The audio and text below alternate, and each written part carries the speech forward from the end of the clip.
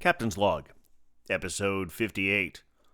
This week's episode of the Beer Vengers podcast is sponsored by the Beer and Cheese Collective, located at 35-11 Ditmars Boulevard in Astoria, Queens, now open 7 days a week. More in the mood for wine than beer?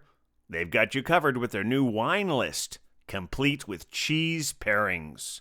Enjoy the eclectic array of craft beer, artisanal cheeses, and specialty grocery items at the Beer and Cheese Collective. New name, same great place. This week, Captain of the Beer Wonder, welcome back special guest Beer Venger Globe Hopper. This show features beer pours, information, fun stories, and the usual. If you listened before, you know what to expect. You won't be disappointed.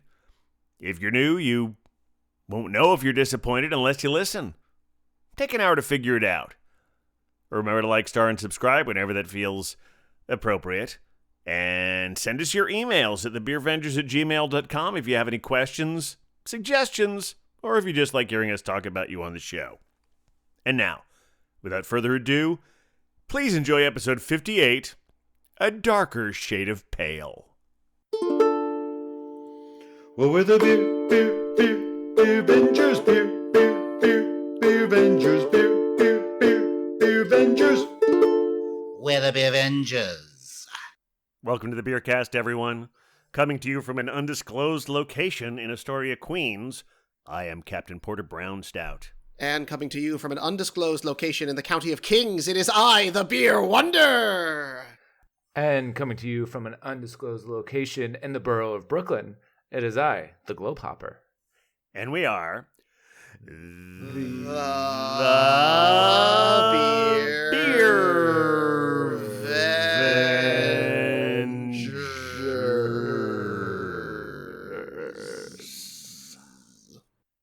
Smooth, fellas. Very nice. Yeah. That's right. We are the Beer Vengers. That was good. I really like the way That's a we good came in for that landing, too. Pretty sexy. I liked it. that- Big fan. The Globe Hopper arriving for a landing. I ran out of breath, I'll be honest. Oh, well. It's okay.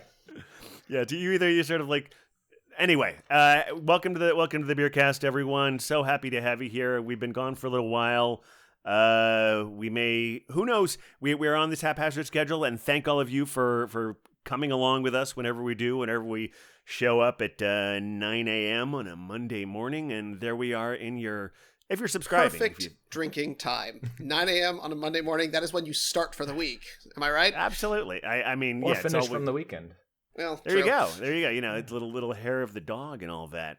As you noticed, we have one of our recurring special guests back, special guest Beer Venger, the Globe Hopper. Welcome back, Globe Hopper. Thank you. It's good to be back, as always. Just hopping on by. By like you do. Yeah. So, coming to you here in right around tax time, 2022. I managed to get mine done pretty recently.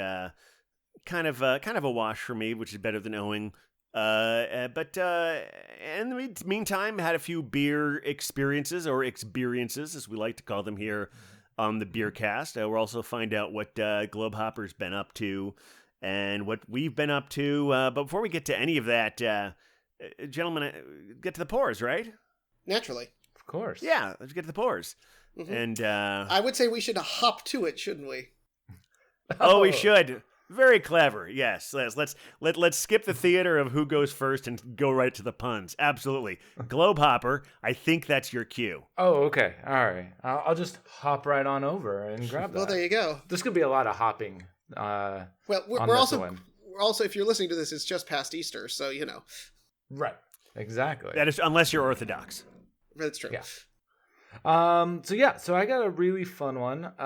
It is the smoked Lichtenheiner Weiss from Freigeist. Thank you. Oh, thank you. It is the Abraxas from Freigeist. Very good. So I don't know if you've ever had one, but No, this is fascinating. Where is Freigeist? So Freigeist is German. However, this one is brewed in the United States, so they contract in St. Louis. Actually. Oh, very good. They're contracted through the Urban Chestnut Brewing Company.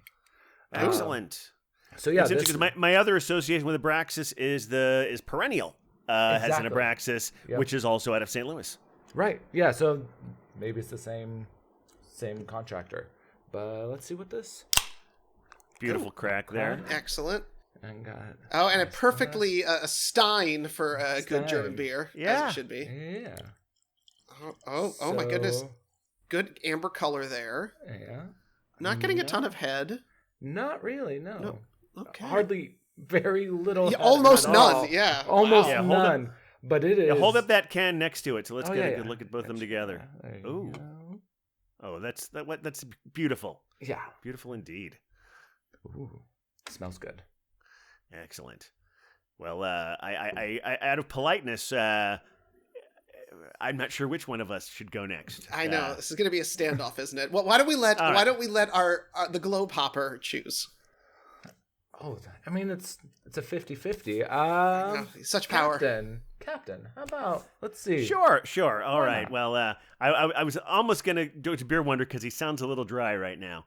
But all right, let's. I will. To no one's, to the surprise of no one. Is that how you say? I screwed up. That you always say it. To the surprise of no one. I think it's. I have here with me a Sponsored pour. That's right. I have a sponsored pour from our sponsor, the Beer and Cheese Collective, at 35-11 Ditmars Boulevard in Astoria, Queens. Now open 7 Shocking. days a week. Yes, I know. It's Shocking. crazy. But what I have, and it was curious, I was talking to Globe Hopper before we started, and he's going to actually have some more information about this brewery than I do because Ooh. they're really hard to find on the internet. For those of you who are fans of your Girl Scout cookies, this is Decadent Ales Samoa. Ooh. And yes, they don't call it Samoan because I think that might be a copyright infringement, so they just call it Samoa. Okay. And it is caramel coconut cookie flavored, so I think we can pretty much assume there's a connection between those two. This is an imperial pastry stout. They don't call it a pastry stout, but if it's a caramel coconut cookie, it's a pastry stout, in my humble opinion. And it's 11.8% ABV, Ooh. so very healthy. Let's see what we have here. We are actually recording at happy hour time, so it's a great time We for are. 11% beer. All right, there we go. Well, it's motor oil, I'll say that much. It is pouring It so is. thick. And, I mean, it's just, you can barely see through with that thing. It's literally kind of, the captain is disappearing before our eyes. Yes. As is Although the the- logo. That's true. And the head is just very, very very small. It's there.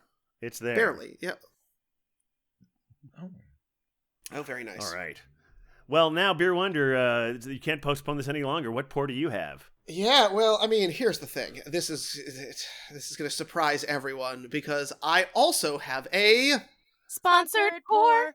Another sponsored pour from the Beer and Cheese Collective. Wonderful. Exactly. Wonderful. I know. Shocking. I Well, this is almost, from I almost dead named them. Sorry, Rick. I know. Don't do that. Don't do it. That's rude. So this is from a little brewery out of Chicago called Off Color Brewing. Oh, very good. And look at this. It's got this adorable can. The can art is pretty epic. It's a bunch of mice that are in front of a little classroom there, and they're Oh, that's counting adorable. up they're adding up numbers, and they're getting to it's like 100,000 or 1,000,000 or 10 million or something like that. But the beer is called Kilo Beer, and this is a grisette style beer, mixed fermentation with 2 classic farmhouse yeast strains. It's a lot happening here. It's from their secret batch number 1000, which is a whole series that they were doing. So I am excited about this one. It's been a minute since I've had a Chicago beer, but I've always enjoyed what I've gotten from there. So let's see how this one turned out.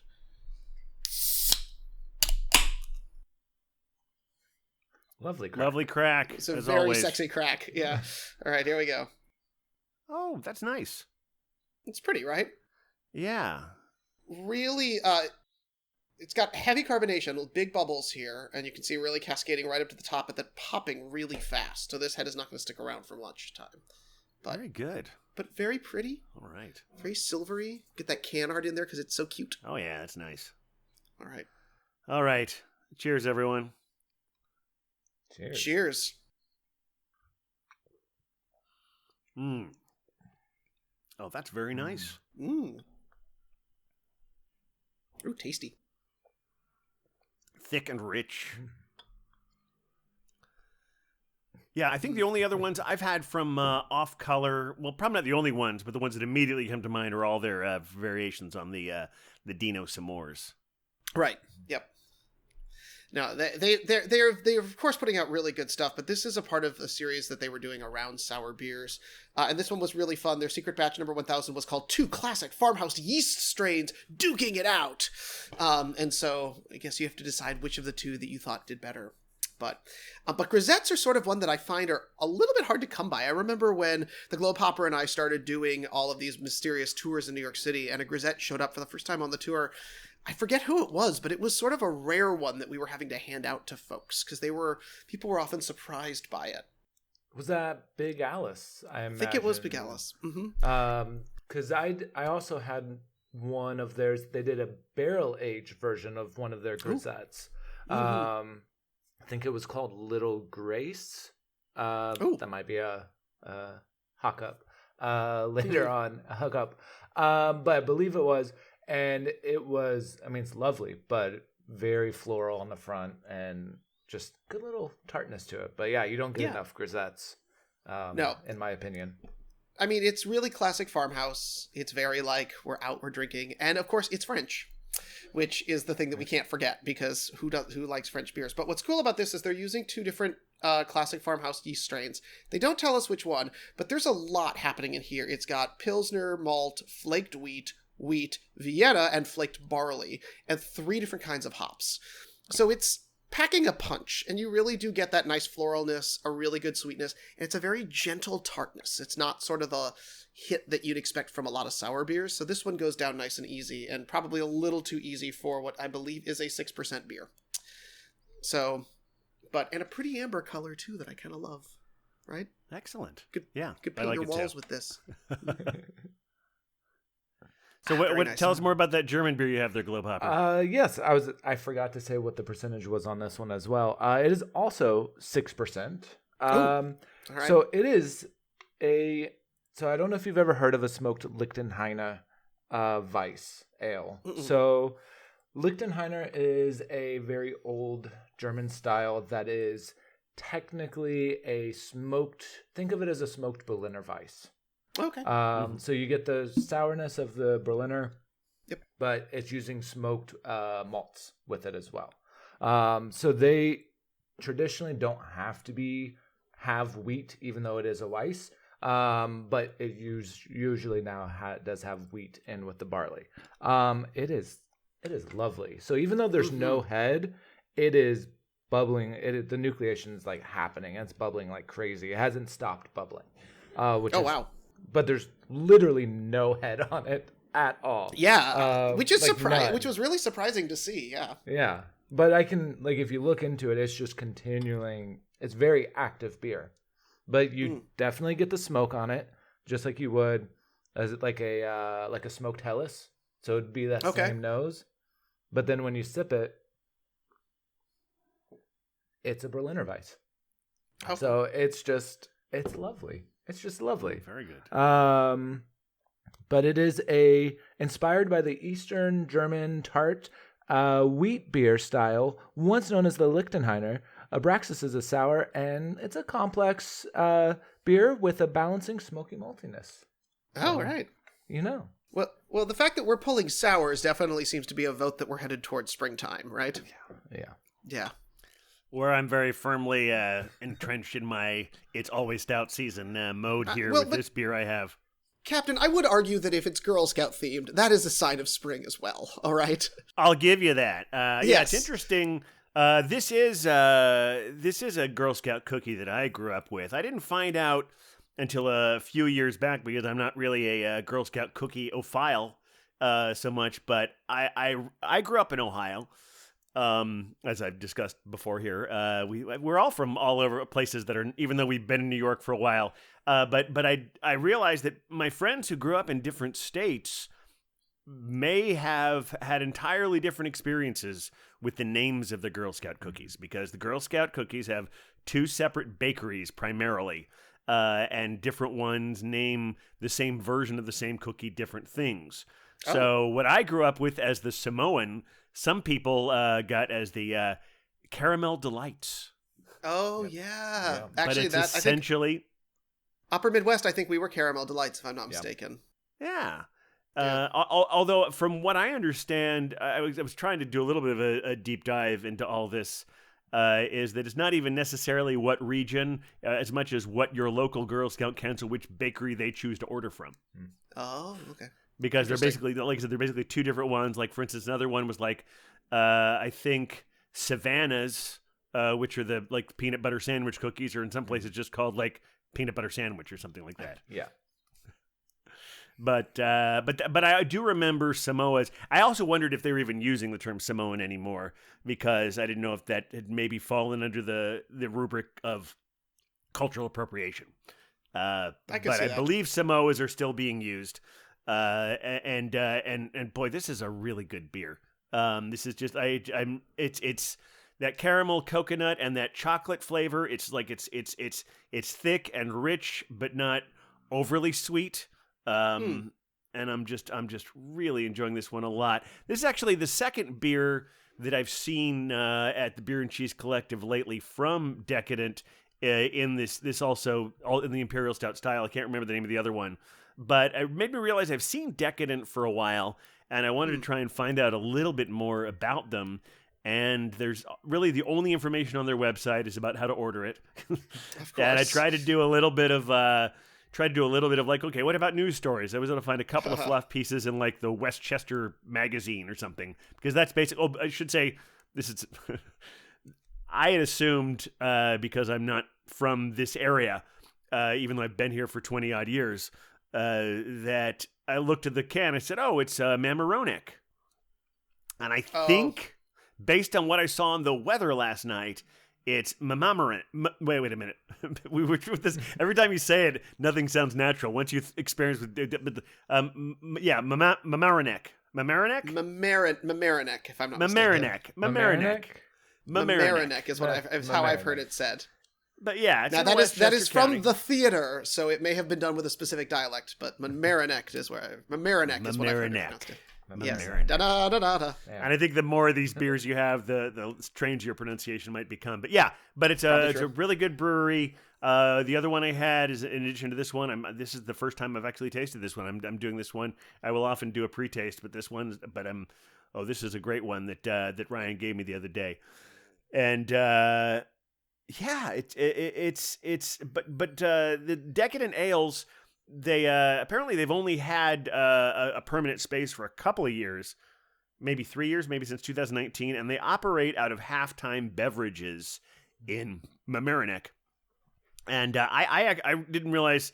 I'd heard of the name. I'd seen ads for them as far as getting delivery from them. But Globehopper, you were telling me you know a little bit more about what Halftime is, what they do, what their situation is. Yeah, so I've actually been to their store. It is a giant former grocery store turned into beer store. So cool. imagine going into a food town, but it's all beer. That sounds amazing. It is That sounds great. fantastic. Transcendent. Road trip. Oh yeah, and it's right off the road, super easy to get to, plenty of parking. And when you go into a beer store that has grocery carts, then you know it's a good place. Yes. Oh yeah. So it's good. But yeah, they pretty much they have a lot of local beer, but they also get international beer. So obviously I was drawn there. But they have an entire rows of separated by IPAs, sours, and it's just shelf after shelf after shelf after shelf. And you can spend hours in there just looking at beer, which is kind of cool. Well, I guess when you're the size of a grocery store, you have room to have a whole brewery in there on your own because that's the deal. Is that Decadent operates directly out of Halftime Beverages. Yeah. That's where their facility is. Yeah, and they also have, so obviously they have Decadent, but they also do growlers to go. So you can come in and they have beer on tap and everything. So it's just a great place. They did some remodeling from the flooding we had last year because they got Right. They're on the bottom of a hill and it's dug out, and so they had about 3 feet of water in their Was that from that store. one day where everyone knew like, oh, I think it's supposed to rain later, and all of a sudden everyone was underwater? Yeah, Yep. yep, that's the one. So they obviously have rebuilt. They're all good now. But they ship their beer, so they also do local and some around the country. Obviously, it depends your state because we know the fun laws with that. Of course. But Where we're lucky to be in New York for that reason. But yeah, no, they are great places, and you can get pretty much any type of beer you want there. I actually went there because they used to carry this beer that I'm drinking, but because it's a German beer, it only comes to the United States, even though it is contract brewed here. It only comes like once every couple years, so it is a rare beer to get, which is fun. But For sure. It is fascinating to me the more I learn about contract brewing and how like even something that is, only a few hundred miles away, even in Canada, that sometimes even the stuff from the Canadian breweries is contract brewed here. Yeah, just because it's easier for them to rent space here than to pay the import taxes. Oh yeah, and pass that on to sense. us. Yeah. Well, speaking of laws, we had sort of a fun happening in our home state of New York. Suddenly, a law that I think a lot of us were big fans of came back, and it seems to be semi-permanent. Gentlemen, do you know what I'm speaking of? Well, we've certainly talked about it a lot on the Beercast, so I think if to any of our regular listeners, you'll know exactly what Beer Wonder is talking about, and that is the policy that is ever evolving regarding to-go cocktails. Now, Globehopper, did you indulge in to-go cocktails at the earlier part of this pandemic? Was that something that... Of course. Of course. I don't have a lot of bars in my direct vicinity, but there's enough a few blocks away that definitely would go on summer walks when it was nice, and then go grab a cocktail, and then walk around and enjoy a cocktail. Whether you're supposed to or not, but I was. Well, who really is keeping track at that point? But for me, the big issue was, you remember the Cuomo chips? Yeah. Where you had to like get a bag of chips, or you had to they've adjusted that significantly, haven't they? Yeah. So what's going on with this like new to-go cocktail situation, Captain? Well, what I read, and you probably read some of the same articles that I did, is that they are, well, first of all, it's still being considered experimental. So it's like it's another. They basically added another trial period onto the previous trial periods we've been doing. So Is it 2-3 years? Does that sound right? I can't remember what right. it. But a couple years. And one of the rules is that you can't sell someone a whole bottle of wine. Well, that's because the liquor lobby is afraid that. Of course, it's all driven by there. It wouldn't even be an issue if it weren't for the liquor lobby. I mean, it's crazy that you can buy a bottle of wine in a restaurant, but you can't buy a bottle of wine to go. I can understand why they wouldn't want someone buying a whole liter of whiskey. I can see that the liquor lobby would be threatened by that, but a bottle of wine seems to be another matter. But they're very, very concerned about who can sell a bottle of wine, and they only want to be the only ones. But they are allowing people to sell glasses, etc., and cocktails. But this is, I think, what you were talking about. It has to be accompanied by a substantial food purchase, which I think is just so nebulous on its face. We got more guidance. I also thoroughly enjoy when the state government is having big important press conferences and they're like, so what is substantial food? And they're like, chicken wings are substantial. Soup is substantial. Salad and sandwiches are substantial. Okay. But chips are not. And I was like, this is weird. And I would imagine either the American or British version of chips probably fall into that same category. Or would they? So perhaps. Fries versus crisps? So I guess fries, if they're accompanied by fish, is probably substantial. But here's the question: if it's nachos, is that substantial? Because that's still. Well, I mean, if it is, then cheese fries should be substantial. I was thinking the exact same thing. If you put cheese on it, now it's an entree, right? Definitely, if disco fries, if anyone is still selling those, yeah. Nobody's selling those. Well, you joke, but there was do you know what I'm talking about? I have had disco fries. It's like cheese and gravy and such. Oh, yeah. Okay, you may say nobody's poutine. selling those. It's American poutine. Okay, poutine should be substantial. There you go. Exactly. Yeah, so that's like it was like so is it a matter of like so carbohydrates in and of themselves maybe not, but carbohydrates plus protein equals substantial? Is that what we're saying? So hot dog is okay? Well, I would assume yeah. So that's the funny thing though. A single hot dog is a single hot dog substantial, or does it have to be accompanied by a side? Chili dog? This is See, I don't know. And if you put the chili on the hot dog, then it's two things, and now it's substantial. I think we're just agreeing that if you put cheese on anything, now it's substantial. If you add cheese, it's a meal. Correct. It's a meal. The Beer Avengers have decreed it. It is done. right. There we go. So I'm down with that. Well, I'm excited for when this all takes effect. I remember at Randolph, a place that actually all of us have been. But as they were sort of reopening, I was frequently grabbing to-go cocktails from there, or to-go beers from there as well, and enjoying them in the park near here. And it was great. It was wonderful. So I'm excited for that to eventually come back, fingers crossed, because it's, Gotham, is much better when you have a drink in hand, I think. Oh, yeah. Absolutely. Now, Globehopper, you were telling me earlier a little bit about how you are in the throes of Cicerone training. Ooh. Yes. So I actually already, since our last visit, I have actually passed the beer server certified. I'm going to start this back over because it's a mouthful. I am officially a... Sure, we'll edit that out. I am officially a Cicerone certified beer server. There you go. There you go. And so that is it's a lot of studying. So it is, the test itself is, I forget, I think it's like 70 questions or something.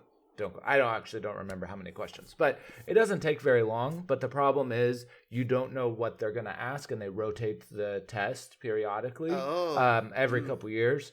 So you can do study guides, you can do study test, but it's not like a driver's test where it's going to be the same every year.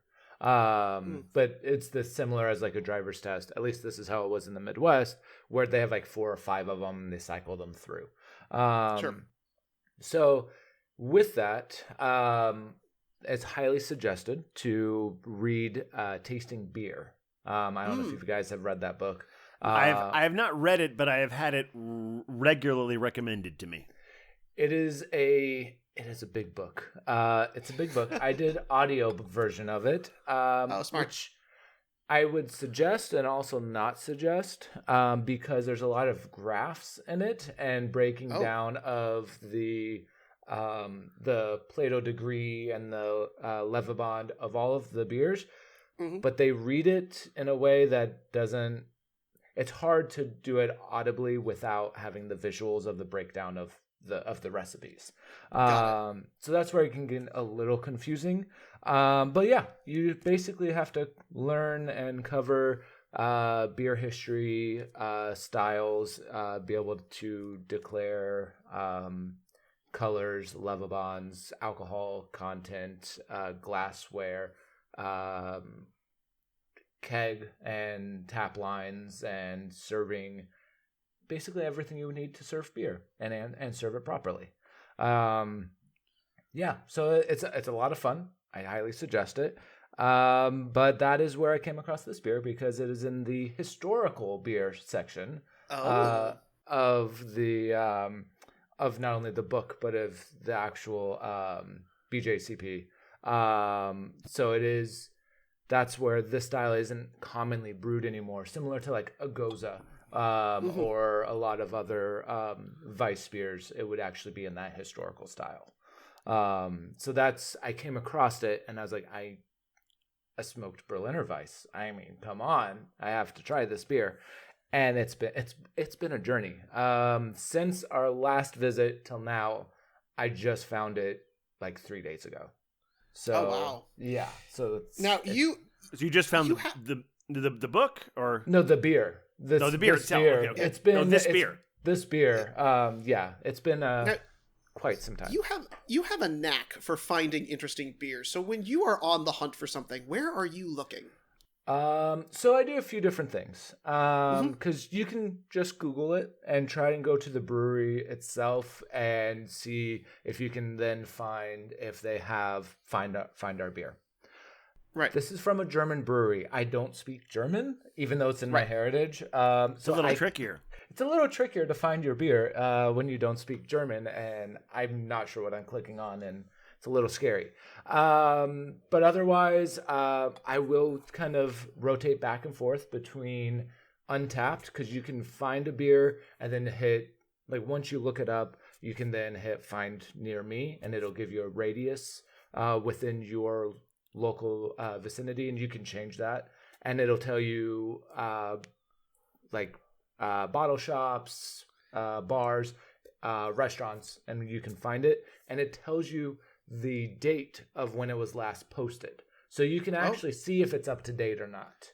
Do you ever look at beer menus? I do beer menus as well. So I will. Beer menus I find is less reliable than it used to be because that's all of these apps are based on how the vendors are participating. Yes. So and people seem to be getting away from beer menus. So find your beer. I haven't used that one at all. So yeah. So Untapped is great with that, but again, Yeah. it's the same one that if the vendor doesn't update it, like right. you're kind of out of luck. The Well, the way Untapped works, as opposed to how beer menus works, is that even if someone isn't going to be even if someone isn't giving Untapped money, there are a lot of people. If they're not a official Untapped site, people are still logging in beers and saying they had them there. So you can still get information on Untapped, even if the vendor isn't participating. Exactly. Yeah. So you can do a lot of investigative research, as I like to call it, of going through the pictures, of seeing where people are logging it in. And then if you find like, oh, they're getting it from this place near me, now I can go to that site and I can look it up. I do beer menus as well. There is a bottle shop I've started frequently more often, and it is the Beer Witch. And their menu is exclusively on beer menu. And they do update it weekly. So it is, theirs is actually up to date. And then otherwise, if I can't find it on any of those, Instagram. And I just I just look it up. So The gram is always good.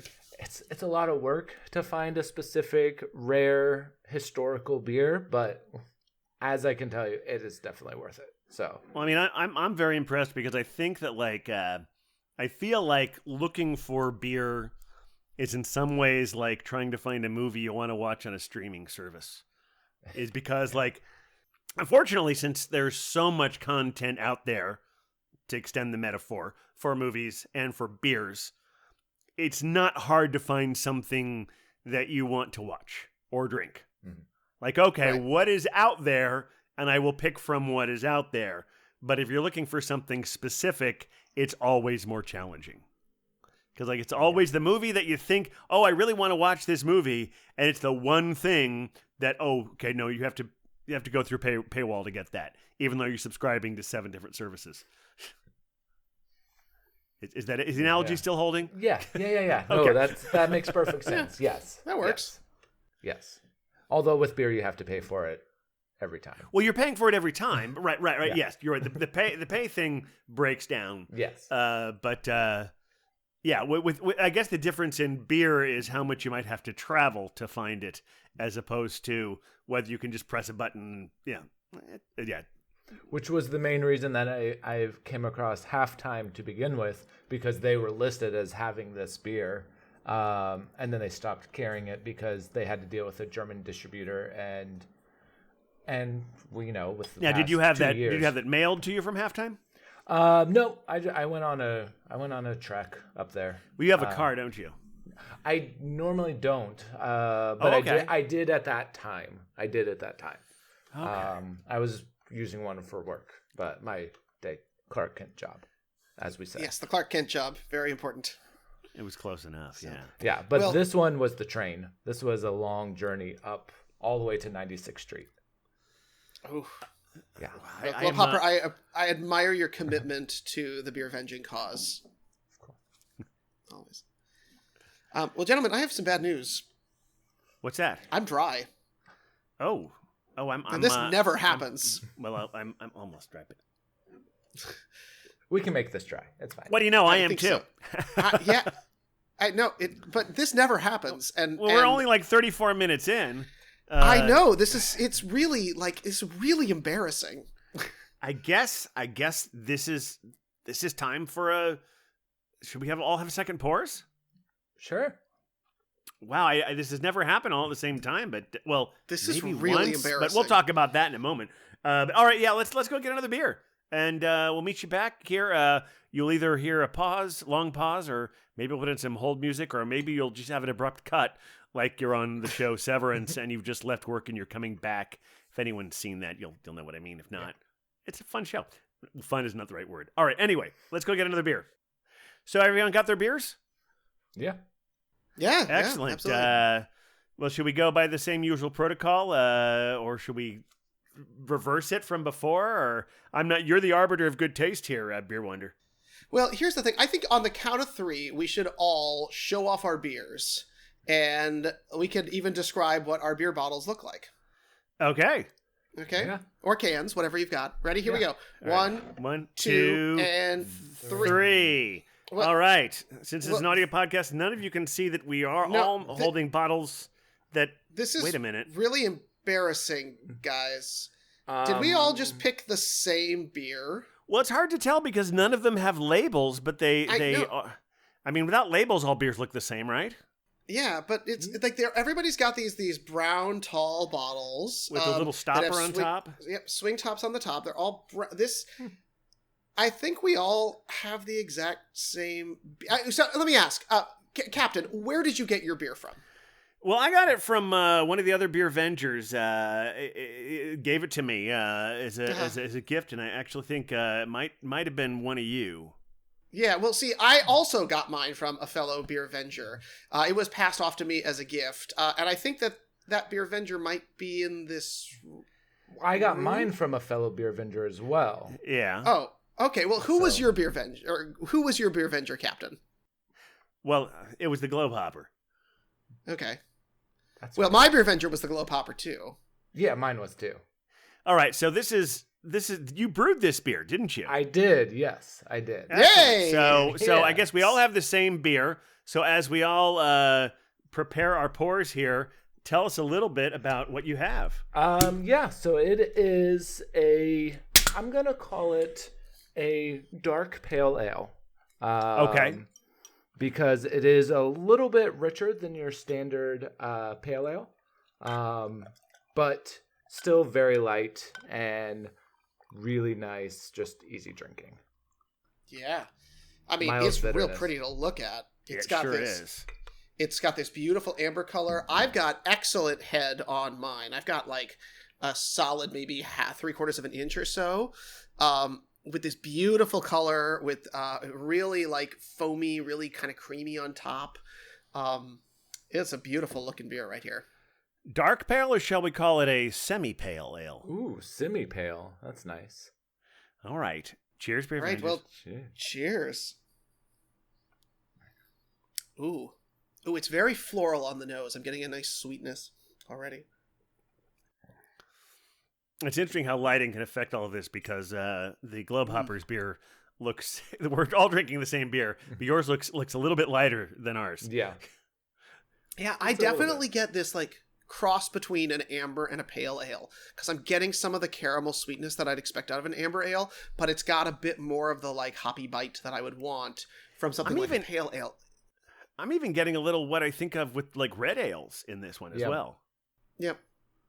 Which is funny. It's the ultimate. Oh, no, you go ahead. Love. You go ahead. I was gonna say, well, no, it's the only perfect fun. combo beer for a Globe Hopper, one who hops all over the place. Absolutely. Exactly. You just blend everything together and it comes out, right? That's how how brewing works. Apparently. Well, now tell us about your brewing adventure. So, how did this new thing come into your life? Yeah, so this was actually with our one of the other Clark Kent jobs. Actually, and again, let's just name it. We've actually been naming it more and more. Let's just say I know we you got it. have. we work for Unboxed Experiences and City Yes. Brew Tours, and you got this from Bruvana, right? They're Yes. the ones who Yeah, do the... so Bruvana sends this out. So I actually got this as kind of an experiment for City Brew Tours guides to help them brew to get just better at explaining the brewing process. So we got to all brew together. So it was probably about 20 of us all brewing at the same time. Excuse me. That carbonation is really coming up. It's real. The carbonation's real, yeah. Yeah. So we about 20 of us brewed from, I think, 10 different cities all at the same time, all online. And it was about 3-hour experience. It's just a lot of fun. And you were doing it with people that we knew, and, you just do it all virtually and slowly add everything in. The reason that this one is a little bit darker is because we were using malt extract. So you do get a little bit more of that kind of molasses kind of richness to it. Versus if you were to use a dry malt extract, this was liquid malt. So it's basically syrup.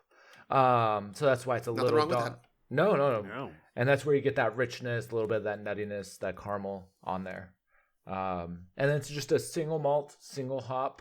Well, it's not a single malt. There's some dry malt and the malt extract, but it is a single hop beer. Very Citra, nice. I believe, if I remember correct. Yeah, And it tell does me- have a feel of Citra to it. That makes a lot of sense. But it's a really well-crafted beer. And is this your very first brewed beer ever, Globehopper? Is my first home brew. I have okay. assisted in brewing with our friends over at Keg and Lantern. And we did that was a California Common, if I'm not mistaken. I believe, yeah. I was like, was it Kentucky Common or California? Because that was also a time period where I drank way too much. It's a California Cheers. Common, yeah. But yeah, this is the first home brew in my house on a large kettle and fermenting it under my kitchen table. So, as one does. Yeah. Full disclosure, this is not the first time I've had this beer. We'll get into that in just a moment. But I'm also curious. I understand you thought there might have been a little discrepancy between what the kit told you the ABV was likely to be and what you think it might actually be. Yes. So normally with the kit, it would say it was a normal, I think like 5%, somewhere around 5-6%. Mhm. The issue is when I started pouring it into the fermenter, or the fermonster, as we'd say, it was a lot less liquid than was supposed to be. Okay. Which means that there's less surface or less liquid for the yeast to eat. So Sure. it creates more alcohol. So it's a little bit higher. I don't actually know what the ABV is, but you definitely feel very good after finishing one of these bottles. Well, it's interesting. Even just starting this bottle immediately after an 11.8, was it 10.8 or 11? I don't remember. Well, here's the funny thing. The last time we did one of these episodes, I had a 17% beer, and by the time we got late into it, here's the only hookup I have from that episode is I think I confused objective and subjective at one point or another. I think I was trying to use the word subjective, and I used the word objective. Thank you for all of our fans out there who didn't correct me on that. We don't quite have the jackals to the degree that Seth Meyers has, who are constantly. Well, hopefully we will eventually have them so we can have a separate correction show like he does. But yeah, this is a very heady brew. It's very good. I assume that you've had quite a few of them yourself, Globehopper at home. Yeah. I think this is my 6th. Cheers. And these are 22-ounce bottles, and I actually was getting this one out and realized that I had another one left, like shoved in the back where I was storing them, and I was like, oh, I get more. It's just a surprise. The gift that keeps on giving. Exactly. But I have to finish them because in the next couple of weeks I'm going to start another brew. So I'm still figuring out exactly what that'll entail. But we'll have to hear about that in a future show, I hope. I'm Maybe sure share it you on a will. future show. Maybe. Yeah. I'm still figuring out which hops, yeast, and malt I want to use because it also depends on what's available. But Sure. I'm sure it will be mentioned and tasted in the Beer Ventureverse at some point. Naturally. Well, when I mentioned that I tasted this one time before, I think that's the best segue I can have to. We had a pretty amazing, very special Beer Vengers event, not too long ago. Because can we say why we were? I mean, what precipitated it? I think it's fairly because public knowledge. Hophead Huck, one of the original hosts of this show and who you hear every week singing the songs and occasionally announcing an origin story. Don't trigger it. And who we always, sorry, fortunately I didn't. Thank you. Yeah, we're on a new website, so it's not quite that sensitive just yet. Oh, good. Good. But basically, one of the original and still core Beer Vengers and Cider Girl, who was, I think, the second guest ever on the show, they are going out to establish their own Beer Vengers outpost in California. Is it still technically Southern California where they're going? Fresno. I don't know. Okay. I didn't know we were allowed to say the name or not. I didn't know if we wanted to disclose that or not. Sure, they're going to Fresno, which I think is like upper Southern, right? Is it like north of LA? I don't. I don't do California. I'll be honest. I don't either, really. So long, I have no idea. Yeah, I don't. It's southern, but definitely not LA. Which is all I.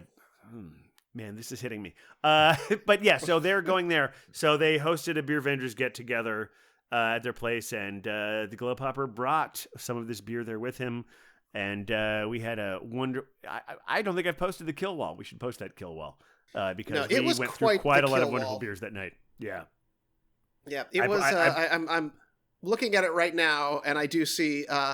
Globe Hopper's beer in a place of prominence on the wall, as it should be. Yeah. But yeah, it's hard for me to say even any favorites that night because I was enjoying all of them, and I definitely brought some that we didn't quite get to at my get together because we had so many there, and unfortunately Globe Hopper wasn't able to be there, so I brought some. So you were able to, but it was pretty great. It was great seeing everyone. Lots of Beer Vengers there. One of the things that I brought, well, any highlights for you guys? You want to mention? Well, I had my first Irish car bomb, to keep it real, and I will say, not a fan. Hard pass. Yeah. Not going to do it again. Yeah, no, not high on my list of things. Which does mean that there was a Guinness on the kill wall, which That's may true. be a first for us. I don't know. If it is, it's. I mean, I'm not ashamed to have a Guinness on the kill wall. I've mentioned on here before about how I experience Guinnesses differently than I used to, but I still enjoy them. Yeah. Well, this has been an important part of the Beer Venger sphere, these sort of get-togethers, these like beer hangs that Huck and Cider Girl have hosted. So it was nice to have one final one while they're here in New York City, with a lot of Beer Vengers from near and far. Hopefully it will not be the last. No, and we're certainly hoping to have both of them on again in the future to like educate us all on the beer scene in Fresno. Yes, and Huck other will wonderful need to things do about their life. And Huck will need to do important research there, obviously, and hold down the quality control that Beer Vengers do whenever we travel. Well, and I should also mention that while we were there, in addition to being beer, of course, you have to soak up the beer if you're all having a big beer tasting, and we had an episode. See, when I talk about these sort of things, I should really go on, look in our archives and see when these ones. Anyway, a while back we had the Belgian blonde on the show, and she wanted us all to talk about sustainable beers. Right. And so I did a big thing about Big Alice and about how they had worked with this bakery in my neighborhood where they like shared some of their spent grain with them. I didn't know the whole story at the time, but I started buying bread from that bakery, and they did it again just a few weeks ago. So the name of the bakery is the Phoenix Bakehouse. And what they essentially did was they have a sourdough starter and I think the sourdough starter identifies as female because she calls herself Edie, or she was named Edie. And they used some of the yeast from the sourdough starter, maybe even some of the bread as well, to create a beer that I was not familiar with before called Kvass. That's Kvass. It's a slightly higher ABV version of the traditional version, but it is made with bread. And so they made this beer and they called it Edie's Big Adventure. And then when they were done making that beer, they gave the spent grain back to the Phoenix Bakehouse, who then made a batch of bread from the spent grain. And I brought some of it. Actually, I brought some of it to you, Beer Wonder. You did? Yes. And I got a full loaf for myself, cut it in half, had half a loaf at my place, and brought the other half of the loaf to our party. So it was really fun, not only having this wonderful bread and sharing it together, but bringing that aspect of our show full circle. It was pretty cool. Yeah, it was a lovely experience. My loaf is still slowly becoming sandwiches and other snacks, and it's well-made bread. It's very delicious. Oh, you must be defrosting it in chunks if it's lasted that long. Yes, because it's really fresh, and if you defrost the whole thing, it wouldn't still be edible by now. Yeah, I think. I quickly cut it up and wrapped them individual things because I knew it was going to take me a while to get through it. So, and it's delicious. You have your carbs selectively. I love a good sandwich, man, and if I'm going to do a sandwich, I need good bread with it. So right, but not too much of it at once. Exactly, not too much at once. The other cool thing that I saw there that I hadn't heard about before was the Square Foot Project, because part of it is about sustainable farmland, I think it's listed as SQFT project. Anyway, what they do is, and Edie's Big Adventure was one of the beers. What they do is they tell you how much of the beer that you're having, how many acres of farmland, or how many square feet of farmland that beer is being used. So, like, say. If there's a number 4 on there, that means the 12-ounce pour you have, it came from 4 square feet of farmland. And so this is about the relationship. Well, you were telling me a few more details about it yourself, Globehopper. Yeah. So I know that especially Big Alice partners with a lot of the barley and the maltsters upstate, which is why they started their additional third brewery up in the Finger Lakes, so they can actually be closer. So they are trying to be as renewable as possible and as limited and using as many local ingredients. They actually currently, I think it's still on tap. I'm not sure. It's their Castle Falls Lager. It's just called a New York State Lager. The entire beer, all the ingredients came from a 13 square mile radius of the brewery. So the hops, the malts, obviously the water, and the yeast. Because we love our friends over at Big Alice, and they love to help out and give helping hands to everyone near them. So it's all about with the Square Foot and with especially with them, but also our friends over at Strong Rope are doing a lot of the same work as well, which is why they also started their brewery. It's more of a tap room in the I forget where it's at. It's upstate as well, I believe. Are you talking about Saranac Lake? Big Alice has one up in the Finger Lakes. Big Alice is in the Finger Lakes, and I forget. It's also. Oh no, sorry. It is up near Buffalo. Because that's where the Jason, he's from in that area. Yep. So it is a seasonal tap room / brewery, but they're also doing the same because a lot of hop fields and barley fields are growing up in New York now. They're starting to distribute and work with all these local breweries, so they're doing their tap rooms up there to have the local grains, minimal distance, as fresh as possible, and then they'll bring the beer down here to the city. They actually, I don't know if you guys ever had any of the beers that came on the schooner. Oh, think I remember did. hearing about this. I did Yeah. not have it though. I think Tell us I about did. it. I don't know. Was this mentioned on the podcast in the past? I don't believe so. I don't think so. No. So the schooner was a really fun thing. It was very experimental, so they grab the malt from the fields up north. They then get them on basically a bicycle and a tricycle, and they take them to a sailboat, and they ship them all the way down from the Finger Lakes through the canals, all the way to the basically the ports here in New York, right near Industry City, and then they took a tricycle from there to all the breweries.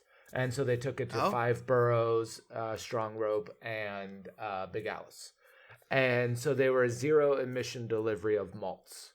Very cool. I believe Malt Overboard was Five Boroughs version. And I forget the names of the others. I'm really... Yeah, I think I had one of those from Big Alice, and I can't remember the name of it, but I think it was named for the boat, possibly. Yeah. But yeah, it was the other interesting thing I found out when I was at Big Alice, talking to the brewer for a little while, because I wanted to get an update on what's going on with the farm brewers law, because we talked about that a lot. Right. About how it started at a low percentage and it's getting higher. I guess they're at about 60% now. You have to have 60% local product to qualify for the farm brewing law. And we're on the verge within a couple of years of that going up to 90%. But the brewer at Big Alice was telling me that he's on the board for all of that. And he was saying that they might be pushing on to keep that at 60%, mostly because there's so many breweries that are involved now that seems to be kind of the sweet spot, to where that like should have been sort of like, if it actually did go up to 90% at this point, the farmers would have a hard time keeping up with the demand. So, yeah. Then it's working clearly. Yeah, I was going to say, yeah. but isn't Big Alice already at if not 100%? What he told me was that the New York City locations are at 100%, and the one in the Finger Lakes is a little below. I'm not sure. He didn't give me a number for that, but he said that the New York City ones are 100%. Yeah. And I know Strong Rope is also 100%. Yeah, I think the idea was that to keep as many people in the mix as possible. Yeah, it wasn't about them not committing to it. It was more about how to keep as many people and be able to meet the demand and supply where it needs to be. That 60% seemed to be a good place for that to happen. As far as for a minimum, doesn't mean obviously it's not a maximum, but for a minimum, 60% seemed to be best. That's impressive. I mean, I'm glad that people are still following that and that it has been such a boon.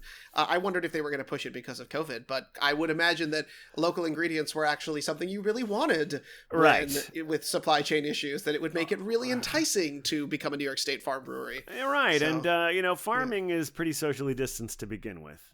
That's very true. Yeah. From what I've seen, I've never farmed. Yes. I don't know if the way it's portrayed in movies and television is... But generally speaking, it seems like there's not a whole lot of people, and there's a lot of like doing stuff off on your own. Yeah, if there are any farmers out there in our Beer Vengerverse, Beer Venger sphere, Beer Venger, whatever suffix you want to add to it, to correct me about farming, please reach out to us at any of our various ways. As you know, we're on all the social medias on @the Beer Vengers. And that is on Instagram, that's on Facebook, that's on Twitter.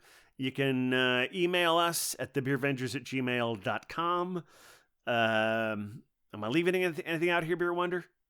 No, those are the big ones. I was going to say, we're not on TikTok yet, but, we're not that cool.